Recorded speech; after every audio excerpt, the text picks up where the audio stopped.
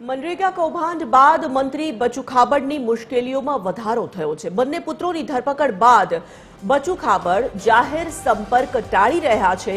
2 દિવસથી સચિવાલય ખાતે મંત્રી બચુ ખાબડની ગેરહાજરી જોવા મળી રહી છે। મુલાકાતીઓને મળવાનો દિવસ હોવા છતાં મંત્રી બચુ ખાબડ ગેરહાજર રહ્યા।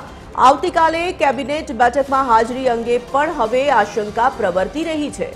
અગાઉ વિવાદો વખતે મંત્રીઓ કેબિનેટમાં ગેરહાજર રહ્યા છે। બચુ ખાબડ પણ કેબિનેટમાં ગેરહાજર રહે તેવી સંભાવનાઓ હાલ તો વ્યક્ત થઈ રહી છે।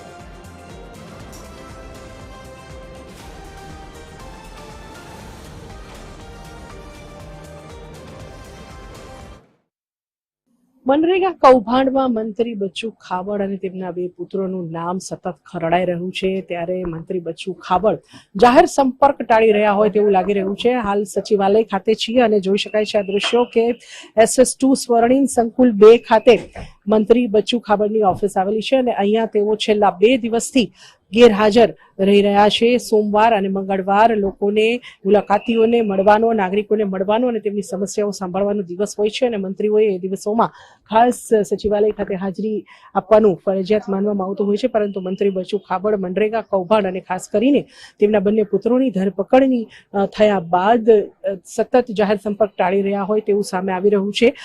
સોમ અને મંગળવાર આજે પણ તેઓ ગેરહાજર છે સચિવાલય ખાતે। ગઈકાલે પણ તેઓ ગેરહાજર રહ્યા હતા અને હવે જ્યારે બુધવારે કેબિનેટ બેઠક મળવા જઈ રહી છે ત્યારે બુધવારની કેબિનેટ બેઠકમાં પણ બચુ ખાબડ ગેરહાજર રહે તેવી સંભાવનાઓ જોવામાં આવી રહી છે। અગાઉ પણ તેઓ કેબિનેટ બેઠકમાં હાજરી આપવા ચોક્કસપણે આવ્યા હતા પરંતુ થોડી ક્ષણોમાં જ માત્ર હાજરી પુરાવી અને નીકળી ગયા હોવાનું જાણવા મળ્યું છે। આવા સંજોગોમાં આવતીકાલની કેબિનેટ બેઠકમાં બચુ ખાબડ હાજર રહેશે કે કેમ તે માટે પ્રશ્ન સર્જાયો છે, કેમ કે અગાઉ પણ મંત્રીઓ જ્યારે તેમની સામે વિવાદનો મતકોડો છેડાયો છે ત્યારે કેબિનેટ બેઠકમાં હાજરી આપવાનું ટાળતા આવ્યા છે અને એ જ રીતે બચુ ખાબડ પણ આવતીકાલની કેબિનેટ બેઠકમાં ગેરહાજર રહે તેવી સંભાવના જોવાઈ રહી છે। કેમેરામેન રાહુલ જાદવ સાથે સોનલ લનડકર, TV13 ગાંધીનગર।